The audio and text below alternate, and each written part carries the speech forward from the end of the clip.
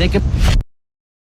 Thank you for joining us this morning on this very special episode of Ask Dr. Drew. We are early all together here this morning to be able to accommodate our friend Winston Marshall, who is joining us from Great Britain. He's co-founder of Dissident Dialogues. He was now 14 years after co-founding Mumford & Sons. I think everyone's aware of that musician group and their multi-platinum and multi-Grammy winning band.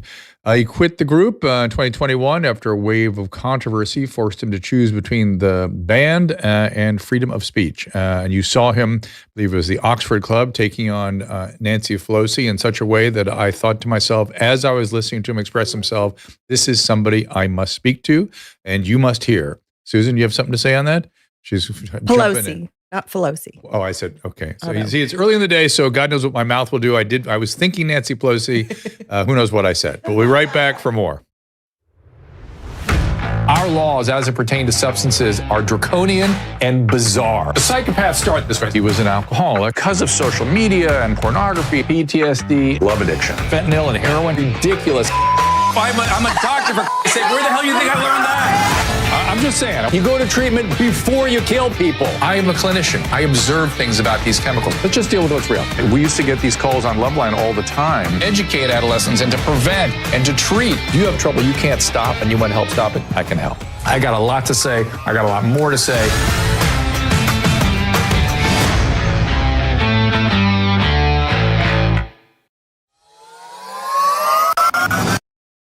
Joint and muscle pains are exhausting and frustrating, but I've got a over-the-counter medication I want to introduce you to that provides great relief using the power of, check it out, chili peppers. Capsadyn is made with a proprietary formula that contains no non-steroidal anti-inflammatory agents, no opioids, no anesthetic or steroid, nothing, no chance for addiction, no side effects. No chance it's going to interact with other medication you might be taking. Capsadyn contains capsaicin, which is the substance in chili peppers that burns your tongue. That gives you that burny feeling. And of course, I've recommended capsaicin creams to patients over the years, but other capsaicin creams burn your skin. That's what makes Capsadyn so unique. In clinical trials, Capsadyn has actually been demonstrated not to burn. I've been using Capsadyn to relieve my pain in my hands and my wrist from carpal tunnel syndrome and arthritis. The results have been amazing. I use it every day during my show, and I highly recommend it. Get the pain relief you need from various sources, even backache, sprains, bruises even. Order now at capsadyn.com/Drew to get a 15% discount plus free shipping. That is CAPSADYN, capsadyn.com/DREW. In addition, Marshall has Cigars 1573, or you can follow him on X at 1573 Cigars. Podcast, The Winston Marshall Show on Rumble and YouTube, and I believe we are on the homepage of Rumble today. Rumble.com/Winston Marshall with 2 L's. Substack, winstonmarshall.co.uk. And of course, he's on X as well at Mr. Win Marshall. Let's welcome Winston Marshall to the program. Thank you for being here, sir. Dr. Drew, thank you for having me on your show. It is a great privilege. I've got a billion questions. Let me just start with, where did you grow up? What was your upbringing like? I'm not sure I've heard you speak about that. I'm a Londoner, born and bred for part of London called Mortlake, which no one should know at all. There's no good reason. The only exciting thing to ever come out of Mortlake actually is the first game of soccer ever played, the first official game of soccer. So I can lay claim to being from the home of football, but I think that's a story for another day. I'm a Londoner, proud Englishman. And I lived in your country for most of my 20s, so I love America very dearly. If I wasn't so patriotic, it would be my favorite country in the world. Thank you for using the name moniker soccer, so my American audience knows what you're talking about. I'm not saying football, because immediately people would have gotten confused. But be that as it may, did you go to college over here? I didn't. So I actually I was 19 when we founded Mumford & Sons, and we started touring immediately. Our first US tour was September 2008. Very interesting time, by the way, to do a first US tour, because your astute listeners and viewers will remember that was the month the layman's Lehman Brothers went bust, and it is also the height of the beginning of the crash, which I think might tie into our conversation later about populism. But I fell in love with your country. To be honest, I was in love with America ever since I first watched Forrest Gump as a boy. I think I must have watched that film 35 times every Christmas, several times over. And it's just all the music that came out of your country. Everything from the kind of music I was playing. The banjo is the all-American instrument. And it technically is from the Caribbean. It first came from the Caribbean. It didn't exist in Africa as the myth is. It was actually when slaves were finally given some spare time, not much, but some, they used that time to make music, and they had a collective memory of the instruments that they had in Africa. They didn't actually have any of those instruments. And the banjo emerged from there. And then it came to life really in America over the course of a couple of centuries, and grew. And one of the wonderful things about the banjo, actually, I should say, and there's a great history, or actually I've forgotten the bloody author, which is a shame, but it's an instrument that brings all people together. And there's a dark side to the instrument, which of course is its history in coming out of slavery. And that darkness continues later with the minstrel acts in the 19th century. But along the way, it was an instrument where poor whites and poor blacks would play together, and it would bring those communities together. So that's one of the many gifts that America has given to the world. But America also invented techno music and garage and house, and as well as hip hop and rap and rock and roll. You've given so much to us. I'm eternally grateful, and so I'm sort of rambling now. But let me just say, and let me just say that we have this uncanny phenomenology in this country, and you've pointed at one specific historical thread, which is so much of our culture, particularly music, originates from our citizens of African descent who were often brought here, or typically brought here. Where you mentioned 5 different forms of music there, 4 out of those 5 were from African American communities, and we even rock and roll, and then we collectively 5 of 5. Okay, I wasn't sure if techno was, but techno was actually black music out of Detroit. Okay, so that's the only one I wasn't sure of. The other ones I'm sure of. But we collectively, we forget it, or we don't appreciate it, or we don't thank people for that era. And then we have this pattern where we do it over and over and over again. As someone who didn't grow up here, do you have any insight into that? Insight into what? Sorry. Why we do that? Why are we more explicit of the roots of so much of our popular music, and grateful to our African citizens who have invented most of this stuff? We sort of, like rock and roll in particular, was one that we just forgot came from African roots, and that forgetting, I think, is sort of weird. Well, and jazz, of course. For sure. My experience wasn't that it was forgotten. And one of the wonderful things, and I've sort of made this point, is it gets embraced by the whole of America. So yes, this music comes from certain communities in America, but it gets embraced, and it's been a wonderful way to unite the country. And despite the banjo's past and origins, it is now thought of being a white hillbilly instrument, but that's absolutely completely not true. Maybe this illustrates your point. In fact, it's an instrument used to make fun of white working classes. But really, that's just not true. It's a really gracious instrument with a very noble history, coming out of darkness, as I said, but uniting people. And hip hop's done the same, and jazz has done the same, and blues has done the same. And then there's a double aspect to it, which is that these instruments come across the Atlantic, these styles of music come across the Atlantic, and we take it on. And, your culture has heavily influenced my country. And we throw back bands at you, like the Beatles, like the Stones, like Zeppelin.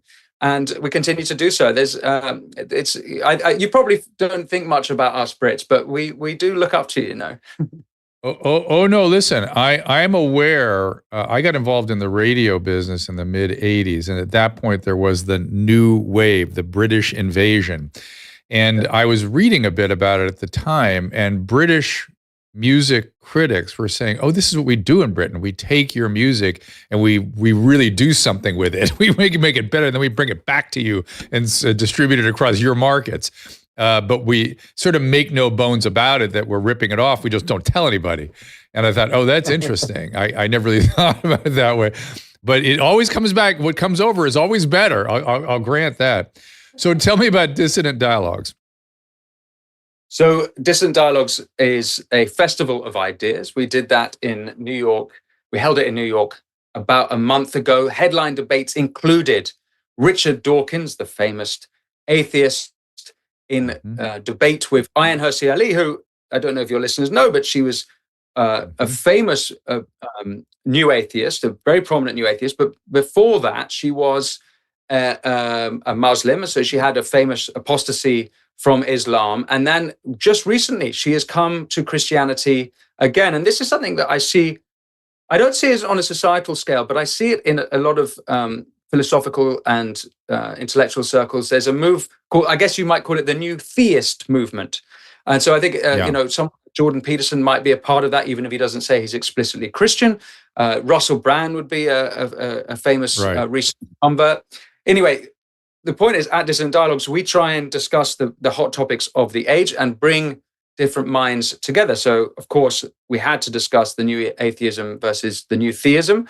We also had a panel on Palestine and Israel, which went very viral about a week ago, between Brianna Joy, now formerly of The Hill, alongside a young writer called Jake Klein, up against Eli Lake and Michael Moynihan, who the former is at the Free Press, Barry Weiss's Free Press, and the latter is of the Fifth Column podcast, and Konstantin Kissin of Trigonometry hosting. And it was a very fiery debate, which I do encourage people to watch on YouTube. But there's sort of two objectives with Dissident Dialogues. Firstly, a lot of this thinking and stuff and debating, it happens online. And what I noticed when I was sort of thrown into this world is that I'm very social, and I would meet a lot of these people, and I just sensed a desire for community.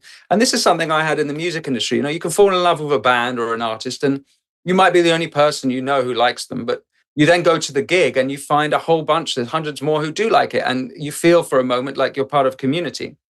So I wanted to create that.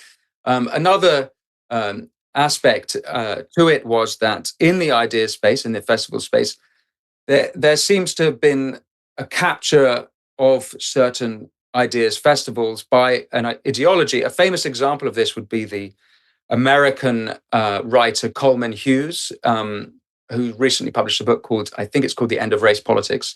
And he spoke at TED, perhaps the most famous of these types of events. And it was a speech arguing against or arguing for a colorblind society. And he wrote about this for the Free Press, and he described how the people working behind the scenes tried to censor the speech and not have it published for ideological reasons. They didn't want those ideas out. So when that happened, I thought, okay, well, there's probably space here to do a festival where that's not the case. Now, it's also keen that this doesn't become some sort of quote unquote anti-woke festival or the antithesis of those types of progressive festivals. Rather, the aim, the dream is to bring diverging and opposite opinions together for synthesis, for actually be a true place of diversity of opinion. So that's kind of a couple of the feelings behind this. And I would say also that over the last few years, been a lot of talk of self-censorship and a lot of talk of cancel culture. If it is true that talented people are cancelled and the market doesn't care, then if we build new businesses and new infrastructure, those should be successful businesses. So my mind is to try and build institutions and businesses that are safe from such forces, to nurture talent and I guess foster community as well. So there's a few different motives going on there, and that's part of a couple of different projects I'm on at the moment. That is so fascinating to me, because this is where we have found ourselves, which was during, and by the way, while I'm saying this, Caleb, if you could ask Emily, or Emily, if you could text me or somebody, what our publishing friend's name is. I forget the name of the publishing house that is sort of in this world of parallel economies, which is during the COVID, I felt like I was the French underground, just quite, sending stuff out on YouTube about, really, I kept saying, oh, this must have been like what the French underground felt like. We were having forbidden conversations about sacred topics that you weren't allowed to touch, just to try to make sense of things for people. I didn't have a point of view. I had ideas as a physician, but I was just trying to make sense of things. And that grew into, oh my God, these guys like Jay Bhattacharya, that they've silenced him. He's a brilliant physician. I got to talk to that guy. See, he must know something. There must be something I can learn from him. And oh my God, that opened a whole world of people, and you said talent, that have something to say and from whom we can learn. Skyhorse Publishing is the publishing company. Then I've met the Skyhorse Publishing people, who, when people get their books published, when people get their books canceled, Skyhorse steps in and goes, hey, we'll publish you. And they have a huge audience and a huge group of wonderful authors. And what you're doing, it's like and then with the wellness company is a bunch of doctors getting together saying, hey, people, we got to help people get ready, empower patients. We need to I think we need like a CES, like a convention for people in these. What should we name this thing? What should we call it? This nurturing economy? What do we call it? Yeah, well, it's worth mentioning, actually, seeing as we're on Rumble. One of the most Rumble, obviously, for being a counter video stream, but this is actually the real power of Rumble, I think, or the real interesting play with Rumble, is that they're building a counter internet service, because most of the internet runs on the Amazon service. Now, if this might be quite complex for people who are new to all of this, and it was to me, but the important example is what they did to Parler, the app, and how they managed to completely snub it out. And it's very important that we have counter video platforms to counter when YouTube censor, and YouTube do censor. We know that they censor, but having such a thing for the internet, more broadly speaking, is so we can build proper online websites in a safe place that we know we're not going to lose things, exactly like they did in Parler. That's very important. But this also goes for social media, and thank God for Elon Musk buying and exposing what happened at Twitter. You know, all of these platforms, honestly, these aren't free places, and so it's not just a matter of I guess it's almost fundamental to our own freedoms to build these new places. But I am hopeful that great things will come from it. Yeah, I mean, it's so odd to me. It's such bizarre.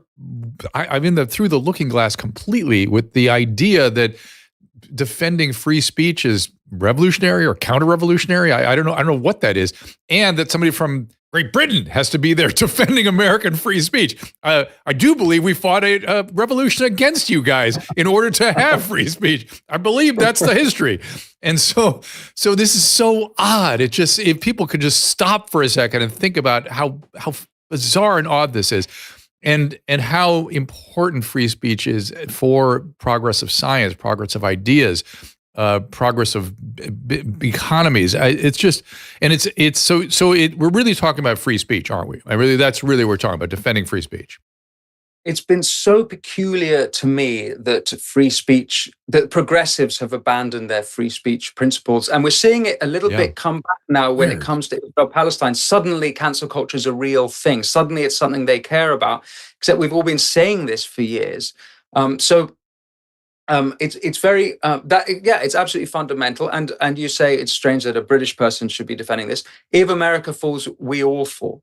We need this country. It's the greatest country. It's God's. It's a gift from God, and things fall. I would say for my country, and this might sound lofty, but I don't want to be the generation where England fell, where Britain fell, and it takes all the power. What's the quote from Alice in Wonderland, or the Red Queen? It takes all the running in the world to stay in the same position. It takes you really. It's a fight. It's a responsibility. It's our duty to man up and protect this civilization. And I know that sounds lofty, but I think people have forgotten how fragile these things are. I certainly did. I never imagined this would be at my age, at this point in my career. This would be the sort of thing I would be let alone doing, but even concerned with. It was a matter of fact. It was just part of it was like, trying to explain to a fish what water is. It was always around. It was not something I absolutely took for granted. And I when it started getting threatened, I immediately knew it's just, you have to stand up for it. You must. It's a really critical piece. Have they tried to censor you? Oh, yes. I've been through multiple gauntlets. Not only was I censored early in COVID for saying, "Hey, everybody, calm down." My original messages was just calm down. Just calm down. And I was saying at that time, listen to the CDC, listen to Dr. Fauci. I've worked with these guys for years. They will guide us through this. Little did I know they would get adulterated, but okay. And of course, I was canceled in such a way that everyone made all my warnings about panicking being bad. They cut off the part where I said, follow the CDC, which is the only thing I got wrong. The not panicking was right. We should not have been panicking. And the hysteria was the problem. And now I've become completely preoccupied with why and how hysteria has happened and why we were all victims. But the whole damn world got into it. That's just so bizarre. I understand why we got into it. I get our psychology. The whole world fell back into it. But I would argue that it's very much what you were putting your finger on, which as goes America, goes the world. Oh, yeah, absolutely. I was reminded of this hysteria on Sunday. There was a baptism at my Sunday service at church, and I remembered that during COVID, because of the 6 feet rule, there was images of a baptism where they had to spray with Let's qualify made up 6 feet rule. Fantasy 6 feet rule. Let's qualify That's the key thing. 6 feet rule, so-called. Fauci admitted last week that it was arbitrary. Yeah.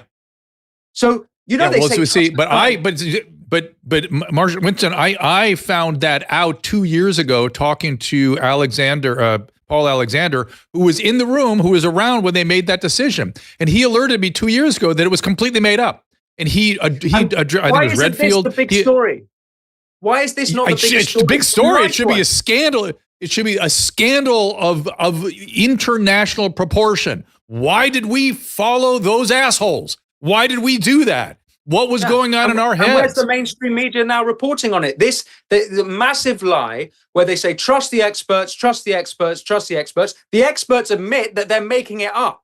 They literally admit that. That should be on the front page, the BBC, the CNN, MSNBC, all the mainstream media. But of course, they ignore. Why? Because they're complicit. Because they parroted all of that stuff without challenging it at their time. If we were to admit it, it would be to admit their journalistic failure. I don't want to jump into I'm just going to put this in out of context. No, I'm with you because I want to talk about that. I want to talk about populism, but I draw all of this back to the Jacobins and the French Revolution. So 1790 was to me where this all started. And I was listening to a lecture, a French historian just yesterday, who was saying, he was going, well, the journalists back then, they were parroting this stuff from the Jacobins, and they weren't journalists like we think of them. They're more like opinion writers. I thought, oh, no, that's how I think of journalists now. That's who they are here. That's now. What they did in 1790, they are doing now, and certainly they did in 1910 Russia. It's the same damn thing. We need our journalists back to do their damn jobs, not what they think they're doing. Do your effing job. But before we go to break, listen, I know you're jacked up about that. I can see it in your body movement, but I want to get in populism. I want to get in populism before we go to break, because we're on the heels of a bunch of elections, and Macron has liquefied his government or whatever he did to it, which we here don't understand what that means or how that happens. But so what's happening? What's going on in the EU? What's going on in France? What should we think about populism? Give me a little primer on that. We'll go to break, and then we'll come back with that after the break. What's going on in France is perhaps a little bit complicated, because on the face of it, it looks like Macron's party are crumbling. But actually, I think it's a bit more cynical than that. So they've just had the European elections where the Marine Le Pen's right-wing party have done very well. And Macron has called this snap election, but I think it's a gamble to win, because if you look into it, all of the Marine Le Pen's parties, you need quite a lot of money to run an election. And so because of these recent elections, Le Pen's bank accounts are going to be completely depleted. And there's a law in France but the banks can't lend you the money unless you're a centre-right or centre-left party, and she's not considered that. So I think it's a cynical play to actually have them ruined because they won't be able to afford to it. However, if they still win, I think there's a double cynicism in which Macron is counting on Le Pen completely losing or having a disastrous 12 months, at which point after 12 months, he can then call another assembly. So anyway, I'm getting into sort of the weeds on French politics there, but there is a more pan-European thing that's going on right now. In my country, the story is that Labour and the Conservative Party, after 14 years, have been a total and utter disaster for the country. They've raised taxes to the highest they've been since the war. Nothing works. There's a housing crisis. Young people haven't got a chance to start a life or build families or have kids or even really afford homes. Sounds like here. Yeah, the Labour Party no one's actually there's not much evidence that people are moving to the Labour Party. All it just seems is that it's like a none of the above election. So no one, the Tories' support is completely slumped. The people who are voting for Labour, it's kind of just, there's no new voters, it's just their base. And they're going to win very convincingly, it seems. Now, alongside this, there's a populist movement outside of the Uni Party, because I see that the leader of the Labour Party, Sir Keir Starmer, is a technocrat as much as Rishi Sunak is. He's slightly more pro Davos. He said last week he was a socialist. He's openly a progressive. He's definitely pro EU, unlike Rishi, who was a leaver. But essentially, they're the same uniparty, which I think is similar to your country. There's a populist movement here in this country. So a lot of the hard left are leaving Labour and going to the Green Party. Then there's the Workers' Party, a guy called George Galloway, who's a populist in Rochdale. But there's the big talking point is the Reform Party, which is led by Nigel Farage, a friend of Trump's. And he looks like he's going to win a seat in Parliament in a small town called Clacton in East England. And he's basically taking more traditional conservative values. The Conservatives themselves have failed to be conservative. And so he's basically trying to be the example of what the Conservatives were. He's basically a localist. He is, in this country, we've had 700,000 net migrants a year in a country of 65 million people. Now, that does a lot of damage to the country in terms of the economy. It hurts working people. We've seen a huge increase in crime. We've had a huge issue of Islamism, quite regularly Islamist attacks and Islamist murders happening in this country.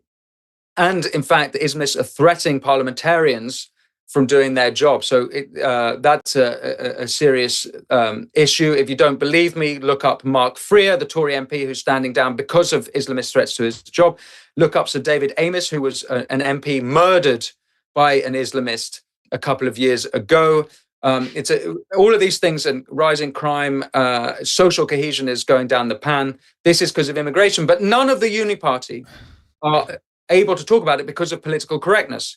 Farage has no such, and we're seeing a similar thing across Europe where the globalist left/right, because I don't think it's a left-right thing, I think it's a globalist worldview, have allowed immigration and never at any point discussed what the downside of immigration is. Now, if you want to talk about immigration, I'm not actually anti-immigration. My girlfriend's an immigrant. My mother's an immigrant. I'm not anti-immigration. However, it is utterly dishonest to promote immigration without at least dealing with and contending with the downsides of immigration. And I'm certainly against illegal immigration, and I'm certainly against mass immigration, which are just making all of these crises, the housing market, the housing crisis, the pressure on our welfare system, all of these things are made far, far worse by uncontrolled immigration. And that's happening across Europe. So that's one of the big things going on. But it's a slightly different story in each country. So it's not entirely uniform what's going on. But I am aware of that, and I can see it from over here, that it seems like what has got the sort of growing awareness that something is desperately wrong is the immigration experience of what immigration is doing. Not immigration per se, but what it's doing. And I noticed in France, I've got to take a break in a second, and when we get back, I want to talk about populism and your definition of it and your little interaction with Nancy Pelosi. But I have had my eye on France for a little while, because when I listen to some lectures from their intellectuals, I can tell what they're struggling with is, what does it mean to be French? And I thought, oh, they're opening up the history books again and looking at things that they have condemned for 200 years and going, now, wait a minute, this stuff is part of who we actually are, of our culture. We need to own all this. And I thought, that's motivated by the fact that they're worried that what they are is going to get diluted by immigration. They're worried it's going to go away. And I thought that's going to create a populism movement. I noticed this about 2 years ago, and lo and behold, Marie Le Pen comes on in. So what we will do, we were going to be back with Winston Marshall again. You can follow him at Mr. Win Marshall. Win is W-I-N, yes, on X. I've got what's the Dissident podcast? What's the name of it again? Dissident Dialogues. Dissident Dialogues. Check that out. We're going to take a little break. We are very fortunate, as I always tell you guys, please support the people of Sawdust. We're very lucky to have really, really quality people and quality products. And we got one new one from Rumble that I'm really excited about, that I'll tell you about after this break. And we'll be back. And Caleb, on the way back in, if you wouldn't mind, maybe play the tape of populism and how its definition has changed from the little debate with Nancy Pelosi. And then we'll bring Winston back in to talk about that. Of course, I'm a fan of the healthy aging supplement True Niagen. I've been taking it almost for a decade myself. This supplement boosts NAD, which your cells need to survive properly metabolically, and it goes down as we age. It does so with a nutrient called nicotinamide riboside, or NR, specifically patented form of NR called Niagen. It's the most efficient and trusted NAD booster. NAD can also play a role in reproductive health. Boosting NAD is recommended with, also known as the egg whisperer, a highly influential specialist in this area. As NAD levels go down, and it starts going down in our 30s, that's the same age that our egg supply also dwindles. So I'm fighting for every single woman's chance to have a baby, and repleting NAD is one of the greatest tools in my tool chest that I've been using now for almost 6 years. True Niagen is an amazing NAD booster. You're going to want to add it to your reproductive health arsenal. And of course, it's in our family of Dr. Drew sponsors. Go to drdrew.com/True Niagen for 20% off your order. That is drdew.com/True Niagen. Enter Dr. Drew at checkout for 20% off. You could spend thousands of dollars and dozens of hours trying to look a few years younger, or you can skip all that and the hassle and go with what works, Genucel Skincare. Genucel is the secret to better skin. Their products are made in the USA using a proprietary technology that combines a naturally effective base with non-GMO ingredients. In fact, you might have witnessed the astonishing effects of Genucel during a recent unplanned moment of our show, when just a little Genucel XV restored my skin within minutes right before your eyes. That is how fast these products work. I know I'm a snob about the products I use on my face. Everybody knows it. Every time I go to the dermatologist's office, they're just rows and rows of different creams. Retinols, vitamin C cream, under eye cream, night creams. Scrubs. And then when I get to the counter, they're overpriced. All kinds of products that you can all find at Genucel.com. Susan and I love Genucel so much, we've created our own bundle so you can try our favorite anti-wrinkle creams, correcting serums, under-eye treatments. Say goodbye to those fine lines, forehead wrinkles, skin redness, even those dark under-eye bags. Women and men of all skin types, Genucel has got you covered. Order right now at Genucel.com/Drew to save 50%, actually over 50%, and you'll get a free luxury spa box plus free shipping. That is Genucel.com/Drew, GENUCEL.com/DREW. There are 4 distinct and outstanding medical kits from the Wellness Company: a first aid kit, a travel emergency kit. I was very instrumental in developing that one. I love it. A COVID emergency kit, but let's unpack their medical emergency kit, the one that gives you immediate access to treatment for a variety of medical conditions. Here's the kit: pneumonia, upper respiratory infections, skin infections, gastrointestinal infections. You'll have on-hand medication that will even serve as immediate prophylaxis against a sexually transmitted infection, rapid intervention for Lyme and other tick-borne illnesses. Of course, we've added Tamiflu to our kits. In case the avian flu should become human-to-human transmissible, then we know something is up and we want to be ready. And look, we want to be covered for bioterrorism even. And of course, the Nobel Prize-winning antiparasitic ivermectin and a how-to guide and a virtual consultant. Get access to these prescription meds by going to drdrew.com/TWC to save 15% off. That is $30 off the medical emergency kit. drdrew.com/TWC for 15% off the kit and any of their kits or their supplements. Do it now. drdrew.com/TWC. I ain't Dr. Drew. Dr. Drew. You want to spend the whole session talking about Dr. Drew? There you go. Even you call him Dr. Drew.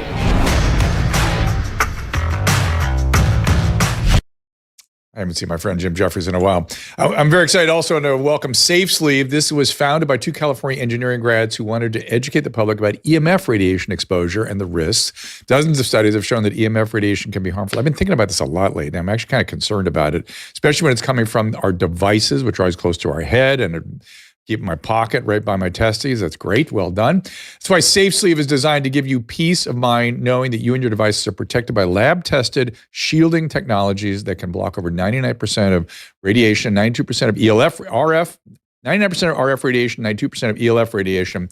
Cases also provide military-grade drop protection, come in a variety of styles and colors, include a built-in wallet with RFD protection, and I have one on my phone right now.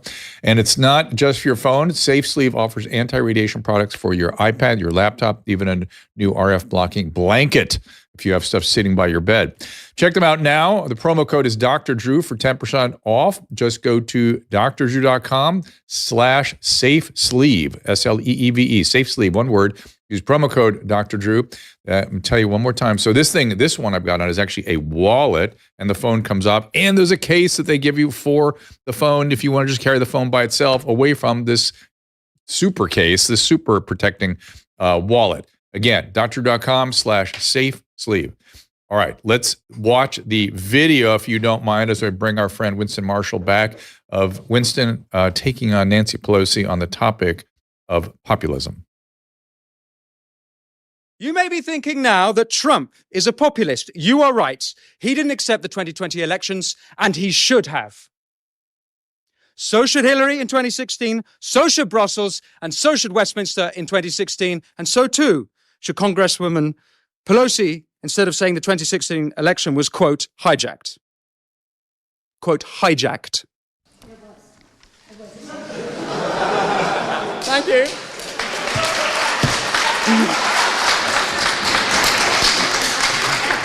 That we don't accept the results of it. Okay.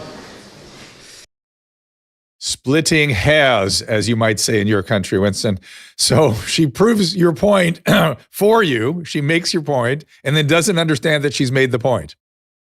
She doesn't get it. In one breath, she says that that the election was hijacked. Oh, sorry. She said it was hijacked. She calls into question the legitimacy of the 2016 election. And then in the next breath says doesn't mean she doesn't accept the result of it. She doesn't understand that she is exactly what she accuses her opposition to be. The Democrats, and she is really the personification of this, have done everything they can to undermine democracy. This is, she's specifically referring to Russiagate, which has been thoroughly debunked. You know, there are people who still believe that there's a video of someone peeing on Trump. Like the person who came up with that, who was the source for the Steele dossier, has come out and said he made it up. And yet people still believe this. This is the power. People saw the Steele dossier. They saw everything that came out around Russian interference, and all the mainstream media pushing that narrative, which we know to be utterly debunked. The great journalist Matt Taibbi did a wonderful job of exposing Hamilton 68 group, Hillary Clinton's involvement. All of this stuff was made up intentionally to delegitimize Trump as president. And yet here we have Pelosi claiming that she does accept the election and yet also says it's illegitimate. Meanwhile, spends every day of every hour saying that Trump doesn't accept the election. And my personal position, which you may disagree with, is that Trump should have accepted the 2020 election. But in my personal position is that he also did as much as Pelosi did. He called into question its legitimacy, just as Pelosi did, just as Hillary did, just as the British and European did over Brexit. And for me, it's very frustrating. But if you want to look at which party has done more to undermine democracy and what is needed for a healthy democracy, it's absolutely the Democrats. It's not to say that the Republicans' hands are clean. They are not. Neither is Trump's. However, the Democrats have been absolutely appalling, trying to take Trump off the ballot in both Maine and Colorado. That doesn't even begin to talk about what happened in New York this last month in the court case there. It's a disgrace. But here's my insight, which I think you might find interesting, because I had dinner with Pelosi and her team before the debate. So I got a little glimpse into their worldview, into their mind. Now, Pelosi was very sweet with all the other students at the Oxford Union. She was doing photographs with them. She's very nice on a simple, surface level kind of way. And I found her almost quite human and gentle. But when you talk to them, they are so convinced that Trump is Hitler and Trump is the enemy of democracy. They genuinely believe they need to save democracy, and that is what they're doing. They're undermining democracy in order to save democracy, but they're and in so doing completely blind to their own behavior. It's an odd derangement that they can't. They're trapped in their own web of deceit, I guess. But they believe it. So one of the things is she a liar? Well, you might say she's a liar, and she's certainly inconsistent with a lot of her politics and a massive hypocrite politically. But I actually got the impression she really believes this, and maybe she's said it to herself so often that she's forced herself to believe it. But it was like meeting someone who lives in another dimension, or just has a different concept of reality.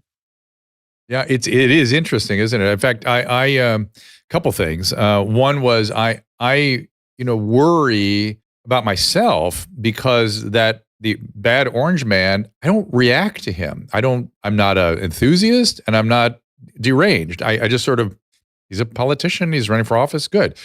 And to see everybody on both sides react the way they do to him is extremely confusing and mysterious to me. So I've been studying it a bit, trying to parse it apart and understand it. And one of the things, anyone who listens to my threads know I've had my eye on the French, and I've told you that this morning already. But one of the things or this evening where you are, that I was listening to a French psychoanalyst say, and he goes, you have to be really aware that narcissism is pervasive. And when you hear a real narcissist say, you are, what you must hear is, I am. And I thought, oh, that's it. That's the projection. They are so in their, deranged, you've called it. It's delusional, if you want to call it, but their their narcissistic defense structure causes them to see their internal disavowed feelings and impulses and beliefs out there, an external locus of control. And so they have to fix it out there in order to fix it in here. So when they say, you are, you can be sure it is, in fact, I am. I'll illustrate your point because I think it's a very good one. Look at how they treated race relations and they have done over the last 10 years, but certainly over the last 4. They keep saying America is systemically racist. They keep saying white people are racist. Now, actually, I think they say that because they themselves are racist. In their head, they are viewing everyone in terms of race, so that it's inconceivable to them that other people don't think like that. I think that's genuinely one of the factors. And in fact, if you read the famous book by D'Angelo, White Fragility, she basically admits that. And that's how they are. So a lot of this narcissistic stuff about everyone. In fact, you could even see it with what happened with the Supreme Court case ruling against Asian Americans being discriminated at elite schools like Harvard. They are positively discriminating in their head. This is how they see the world. That's why in my speech, in my debate with Pelosi, 5 times she accused American conservatives, not just MAGA, not just Trump supporters, all conservatives, i.e. half the country, and she used the word ethno-nationalist. She used it 5 times in the speech, and then she topped it off with a cherry of ethnic negativity. She keeps calling half of America racist because she can't, firstly, she doesn't have the humility to engage with their actual issues and problems and concerns, but also probably because she's a racist. That's probably what's going on inside her. She can't conceive that there are other ways to see the world that apart from racist lenses. Or maybe she's not. Obviously, it's opinion, but that's the impression I get. Yeah. I think you're right.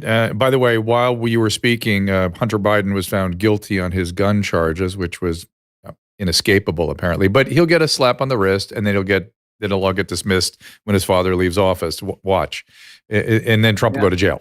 That's what will in fact happen.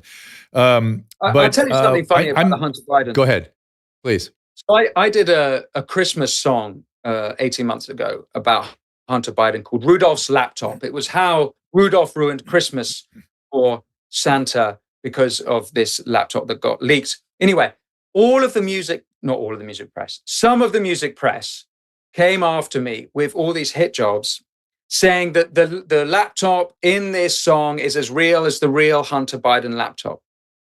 Now, even by that point, the New York Times had conceded that it was a real laptop. But even forget the New York Times. We've all seen the photographs of Hunter Biden in the red scarf and the white briefs. We've seen all the videos of him weighing crack cocaine with various people in the background.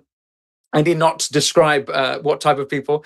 And even though there's all this footage of actually stuff from the Hunter Biden laptop, you still will see people like Pelosi, and still you'll see Democrats act as if it doesn't exist, like it's not real, like it's disinformation. Yeah. This ties back early in the conversation about Russian disinformation. Yeah. Oh, the Biden laptop's disinformation. Well, where on earth did those photographs come from?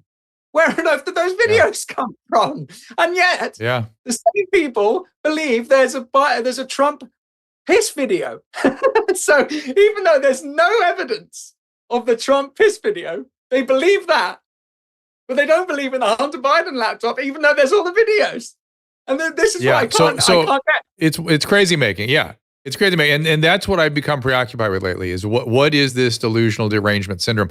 I talked to a couple psychologists that wrote a book called The Trump Derangement Syndrome. I don't know if it's out yet. I have the manuscript right here.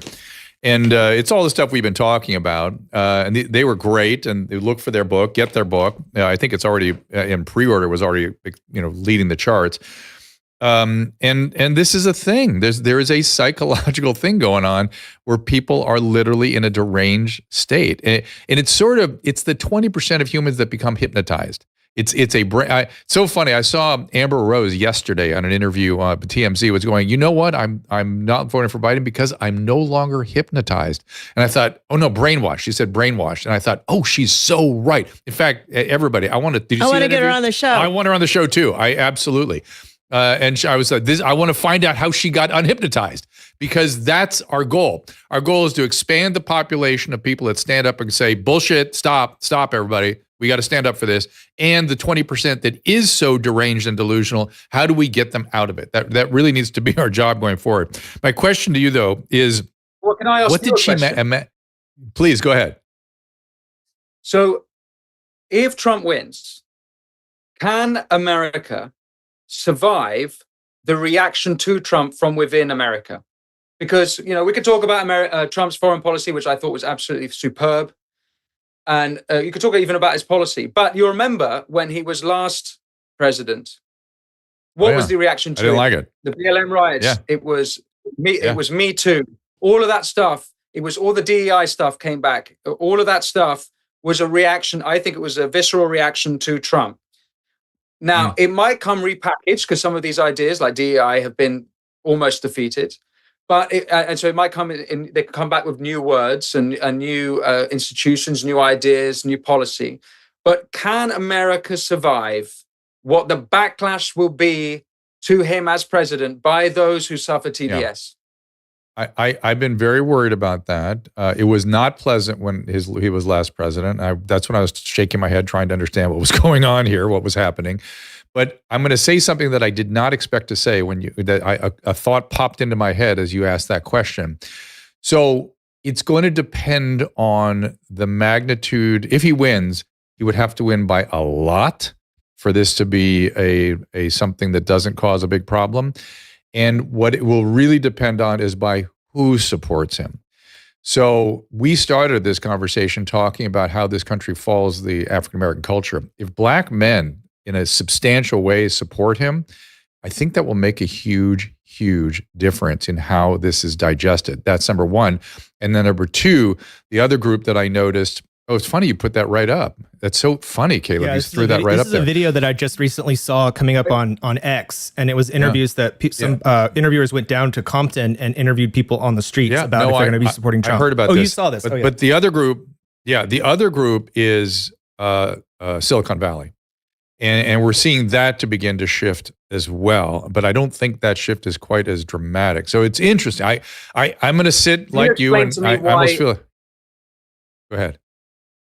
Can you explain to me why that specific graphic of Black men supporting Trump is crucial? Because I don't expect Black women to at all. And Black men has helped establish our cultural beachheads. They set up the cultural, they're Omaha Beach for our culture. And we follow them. We talked about it at the beginning as it pertains to music and other things. I do think that could be a real thing. I don't know. It's not for me to say, as a white man, but I'm an immigrant too, but I'm acutely aware of my Eurocentric kind of stuff.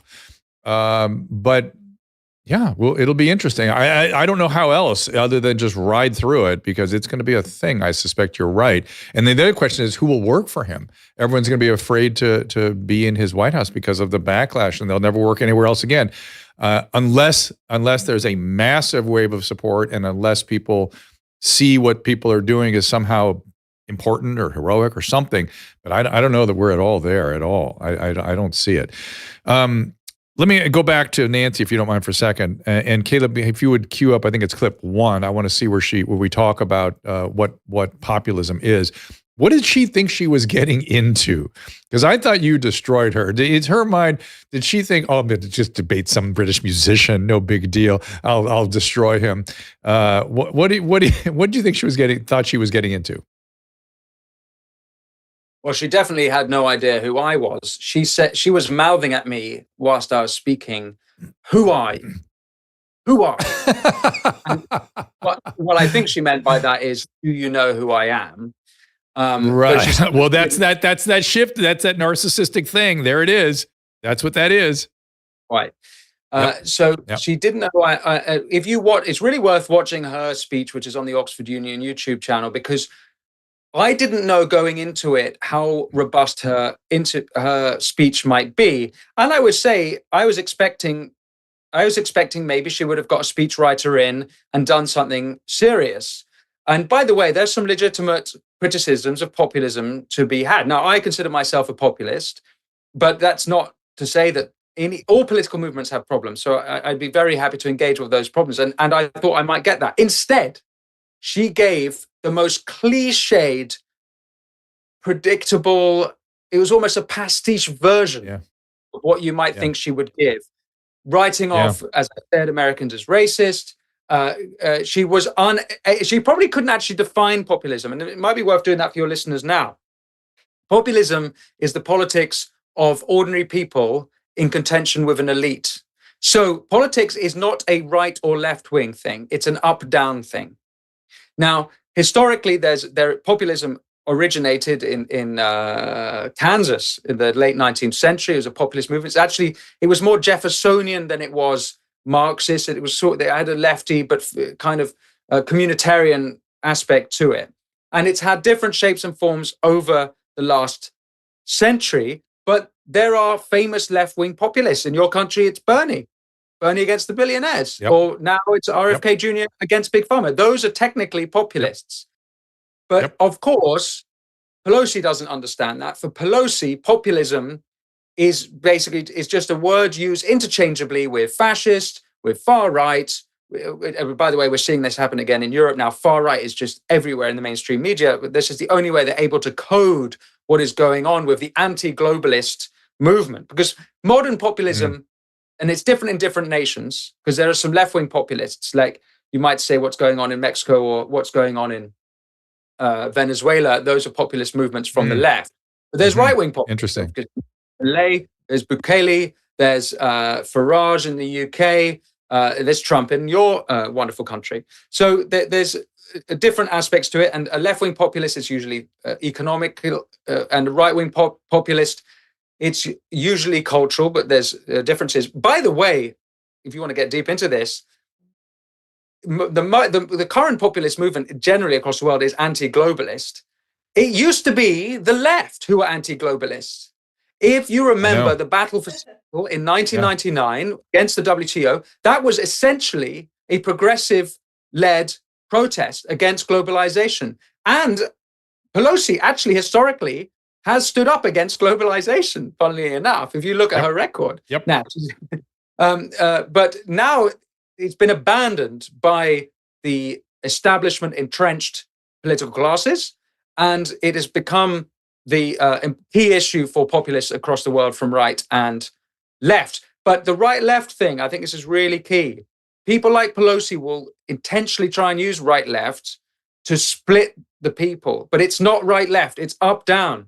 It's the people against these elites. And that's really important because they'll try and divide us. They'll try and divide us as you know, Bernie on that side, Trump on that side. And there's a reason. 25% of Bernie supporters did not go on to support Hillary, and half of that 25 went on to vote for Trump. These people, you Americans, you are one people. They want to split you right, left. That's just ideas about how to move things forward. But it's an up-down thing. I really think that's important to remember. Like, we don't want to buy into this right-left nonsense. Well, the reason is, I see it as clear as day as an old classical liberal, that back when Nancy Pelosi and myself were young, college age, early in our careers, the up-down was those white men in their horn-rimmed glasses and their skinny ties and their white shirts, Don Draper, essentially. Those guys were the bad guys. We were the good guys fighting against them to be free, man. We want to be free. And Caleb, I don't know if you have this Peter Fonda thing where he's standing in court going, what is it you want to do? And he goes, we want to be free. We want to ride. We want to do what we want to do, man. Like, well, that was us. Now they're the elite, and they can't contend with the fact that they're now in the position that other people want to rebel against. They cannot process that. They can't deal with it. I see it in the college administrators. I see it in the college professors. They're all, no, we're the good guys. We're now in control. This is what we've wanted this whole time. How could we be somebody that's anybody's fighting against? Because it's the good guys. No, you're not the good guys anymore. You become an ensconced, elite, moneyed class that are not willing to let go of power. And it is frankly disgusting. Let's do a little, let's do 30 seconds. Oh, there it is. Play it. Can you play it with the sound? I can't hear it. Does the sound screw us up? Okay, here we go. Hold on. You'll love this. Oh, you got to go back a little bit because he's already. We want to have a good time. What we want to do, to do what we want to do. We want to be free to ride, and we want to be free to ride our machines without being hassled by the man.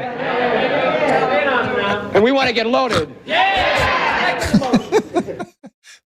That was apparently all ad-libbed. And he was talking to a old white guy who was a judge with a skinny black tie. That's who he's talking to. He's going, and that guy goes, what is it you want to do? He goes, we want to be left alone, man. We want to be free. And listen, you now, Nancy, and your friends are the ones limiting our freedoms.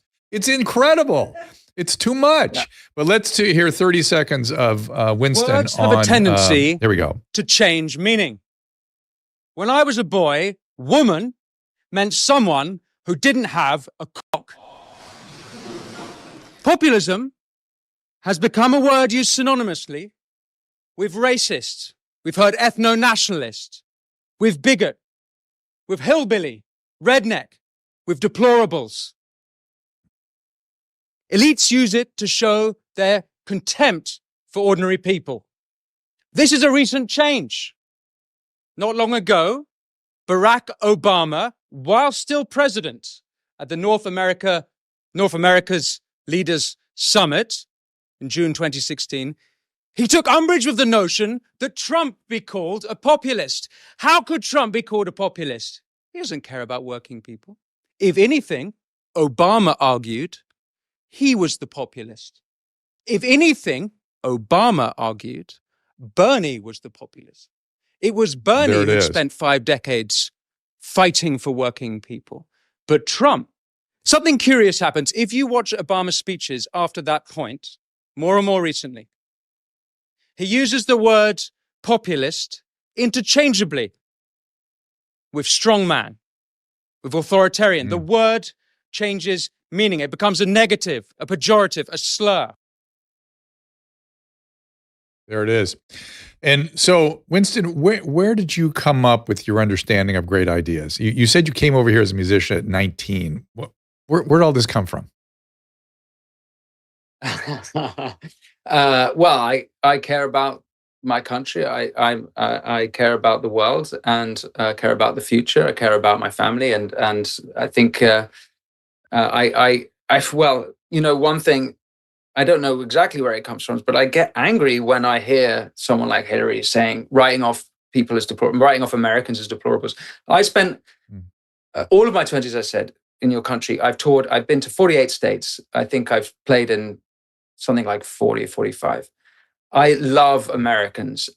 When Trump won in 2016, and I wouldn't have voted for him at that time. The reaction by all my peers, I was living in New York, was that, oh my God, America is racist. And I had a different reaction because I'd visited a lot of America, and I knew it wasn't racist. And I was shocked by that result, but my attitude was to reflect on what I didn't know. And so I went on a journey to really understand. And the more I did so, the more I resented those who wrote off, as I say in my speech, wrote off ordinary people as racists, as bigots, as hillbillies. It's just so condescending. And I'm sure that makes you angry as well. These things, it's injustice, is not? Yeah, it does. And I think this is a good place for us to kind of roll to a stop. I have no doubt we've got 2 more hours in us, you and I, and you're being awfully humble in how you answered that question. I want to know more about where you read and where you get your information, and how you could be a model for other people to come to understanding of great ideas and our world, because we have access to it now. I mean, it's one of the great, as negative as the phones have been, one of the great advantages have been access to information. And whether you're an auditory learner, you can listen to podcasts, or visual, you can read, whatever. It's all there for us now, and so we can gain access to the great ideas. So listen, I'll give you a chance for any concluding remarks. I do appreciate you getting, adjusting your schedule for us. It's odd, with the time changes and stuff. We're here early today, and I know you're actually late in the day or later in the day. Last thoughts. Well, I just want to say thank you very much, Dr. Drew, and I wish all of your great listeners all the best. And we are rooting for America, and even though you might be told certain things, or the word, like people say, oh, people are laughing at America when Trump's president. Well, that's just not true. America is a great country, and whoever is president, whether it's Biden or Trump, you are loved and respected by a lot of the world, because the rest of the world is ordinary people who recognize that America is built on good, hardworking, ordinary people just like them. So don't let the elites make you think differently. Don't let them split you up, because this is a worldwide movement, I think, against elitism. And what's happening in America is happening in Europe. And just remember that it's yours is a great country, and God bless you all. And I would just stand by that and say, get your compass right, stand by what's right, by what's right with the capital R, and understand part of that elite is the press, and so do not believe the news. The news is distorted and false, and just keep your eyes open, make your own conclusions. Winston Marshall, go to MR Win Marshall Let me get the particulars about your cigar company and other things too, which is, I love that. Be careful with your oral hygiene and things. Don't get mouth cancer. It's 1573 Cigars. It's Rumble, Winston Marshall. It's winstonmarshall.co.uk for Substack. And of course, Dissident Dialogues, a place for dangerous ideas. Check that out. And thank you for joining us. Dr. Drew, such a pleasure. Thank you so much for having me on. I hope to see you again soon. Cheers. I hope so as well. And if you're out in Los Angeles or even New York, please alert us because we will go out of our way to break bread with you. Let's see. Susan, let's bring up a reminder about our Canada friends because we are out there trying to save Canada. Naomi Wolf and Brian O'Shea in tomorrow for a lengthy conversation to scare us about the end of humanity. Let me see. We have Patrick Bet-David, BBD Podcast, and Carla Treadway. We have Jamie Metzel. We have Gabriel Shipton. I'm looking at the list here in front of me as well. We got lots. Oh my gosh, we have so many interesting guests coming. A lot of them aren't even on the list up there yet. Salty Cracker on July 2nd. Excuse me, June 27th. Andrew Huff, July 2nd. And then we are heading to Canada, the annual Reclaiming Canada Conference in a couple of weeks. Do check it out. It's in a week. That's right. It's a way to bring together leaders from government, digital platforms, media, academia, civil society to address real disinformation and censorship. Goal is to come up with a strategy to really to address the elite, just as we were talking about, reclaim what's a true democracy in Canada. It's June 21st through June 23rd in Victoria. Go to weunify.ca for more information and for tickets.